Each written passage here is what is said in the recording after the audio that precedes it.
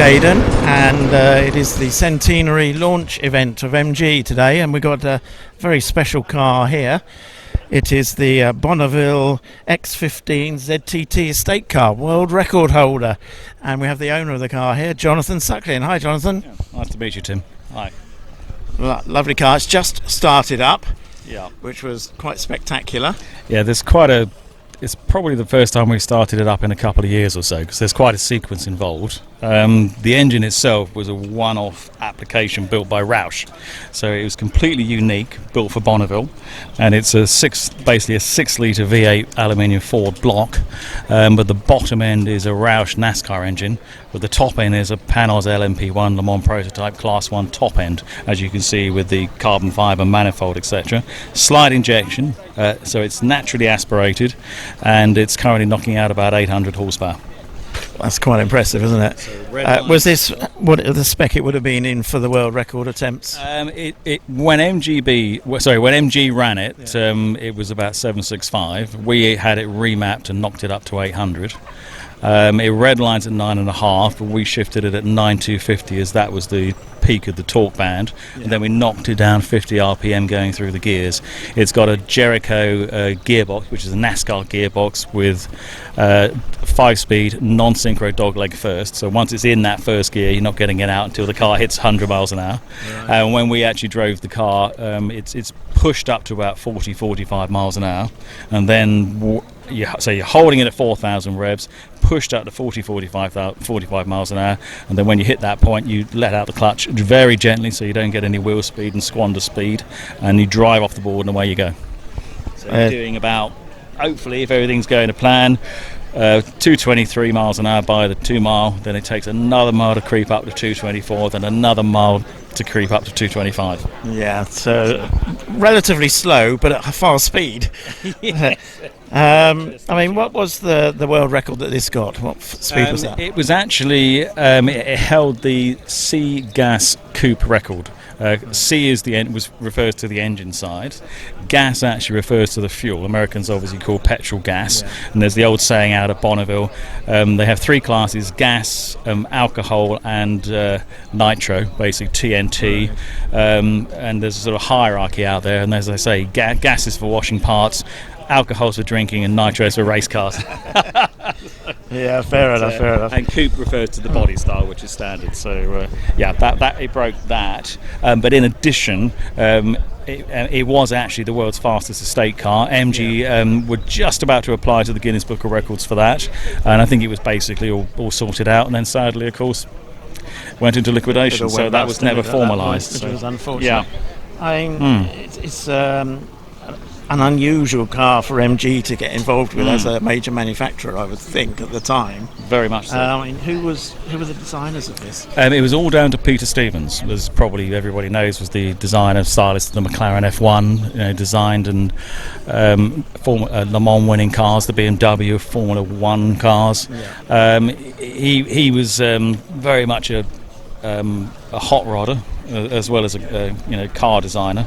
If you go to Peter's workshop, you'll be surprised. There's very little evidence of the McLaren F1, but a lot of evidence of hot rod stuff. Yeah. So they were launching this car, the V8 car, into the North American market.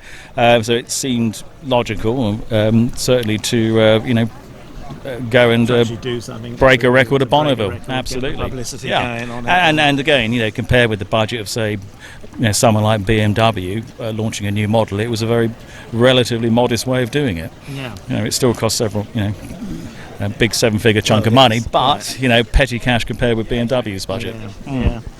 So, I always felt they didn't make enough publicity out of it at the time. I think it was really just because of what was happening with MG and was on its last leg, very sadly, it certainly should have done. And the car really, I mean, it was very odd that it ended up in private hands. I mean, it never would have ended up in private hands. It would have ended up where it is actually at the on view at the moment in the museum. It was just obviously circumstances dictated what happened. So sold everything off, at the end. So at least it's going to stay here for a temporary period. It's going to be here for a few months on display with the other MG record breakers with the streamliners. So we've got the X255 in there. Absolutely. Which is the MGF/TF. Yeah. And and you had some involvement with the EXF, didn't you? Yes, that's right. A friend and I, Daniel Nash, we actually bought this and the EXF as well. So say I own this, he owns EXF, and interestingly, we actually ran EXF on biofuel, on bioethanol, and that was back in 2007. And back then, nobody showed any interest in it whatsoever. But this car was a high-speed taxi run, doing 3 or 4 runs at 225 a day, literally 7 days a week without breaking a sweat. But that other car was very complex, very difficult to run. That was why Peter Stevens said, we're not going to build this car here, we're going to have it built by SoCal Speed Shop, because they've been building cars, breaking records at Bonneville since the late 40s, and the first streamliner they built back in the early 50s was actually modelled on Goldie Gardner's car, right down to the lightning flash on the side. So that's a nice touch. So there's a nice link there. Okay, let's get back to this one. So it's an ordinary estate car. Shall we have a look inside? Yeah. Okay. Right, shall I go around the other side, Tim? For this. So we'll both go around there. As you can see just here, the car is basically one huge cage. It starts here. You've got a solid carbon fibre engine mount. Those exhausts glow cherry red very, very quickly, which is why they're wrapped and produce a huge amount of heat. That's why we had to stop on the start-up just now, because we were about to set fire to the ground sheet. I did see some smoke coming up from down there, which I thought was a bit dodgy. So what do we got in here? I mean, it's an ordinary estate car that it takes shopping down Tesco's, isn't it? Yeah, well, the guys in SoCal did actually. One evening they all piled in it and went down the In-N-Out burger. But the brief was to try and keep the car as standard looking as possible. But as you can see, obviously there's the huge cage which runs throughout the car, beautifully built, trim around the dashboard, leather trim here. Even the racing bucket seats, the Kirky aluminium seats, were retrimmed in MG material. Jericho 5-speed box. Couple of huge idiot lights there for water temperature and oil pressure. Those three there. There's a 3-bottle fire system. I'll show you that in a minute. 2 outputs under the bonnet, and the second output down there, so to douse the driver. The screen there is the Pi data system. At the time, that was actually state of the art. Same system they had in Formula 1 cars. Obviously, a huge TAC. So just remind us of what year this was then. This was 2002 this car was built. So at the time everything was state. We're looking, 20 years. Yeah, 20 years old now. This is the car's 20th anniversary. So at the time, SoCal were basically told we want the best of everything, and if necessary buy 2. There was no limit on the budget. Very precise rev counter there. So it has a 9,500 rev line. But we shifted at 9,250 in first gear and then dropped it down just 50 revs through each gear to keep the car on the peak of the torque band. Amazing. So you had to be, every run had to be perfect to get the speed. One slip. I'm just surprised you've still got things like an armrest. That was deliberate. That's what tricks people. They think it's just a standard saloon with a big engine, but of course it's not in the slightest. Far from that. No. Yeah, but just looking at it, it's got the standard dashboard underneath here and armrest, and in the back we've got and then these just show you these roof rails here. They add great stability on the long course. So they may not look much, but they are actually do with the airflow over the top. And then in the back here. You've got your 3-bottle fire system, 2 for the engine compartment, 1 for the driver. You can also see the car has a huge amount of extra weight. There's huge, great steel plates. Pretty chunky, aren't they? There's great steel plates underneath. Steel plates welded in. You can see that big lead weight bolted in there. There's other lead weights bolted in here, there, and everywhere. There's a water tank under the back seat to give it more weight, because unlike circuit racing, you actually need the weight literally to stop the car taking off, because the air can get under it. So it's to try and keep the thing planted. Do that. But again, because there's no big spoilers or anything like that on this. There's that little lip, although that really should go, because that's probably costing us a little bit of speed. But that was one thing we would have done. But so your downforce then is largely by putting extra weight in. You need to keep the car. Everything at Bonneville is different to circuit racing. So you want the weight in the car, and when things go wrong, you do not lift off. You have to keep your foot planted, which is so when something goes wrong, you are fighting every instinct and doing exactly what you shouldn't be doing. But the last thing you would want to be doing is lifting off, because with 700 pounds, you've obviously driven the car so many times. Yeah. I mean, what does it actually feel like in there? Can you describe it? Not really. It's an out of this world with this particular. The car. The misconception with Bonneville is that you're driving in a straight line. You're not. The car never points in a straight line. It's one. You're literally. It's one big tank slapper, basically. Right. It's this at that speed. This car was absolutely on and over the limit at most times. I would say, control would be an illusion, really.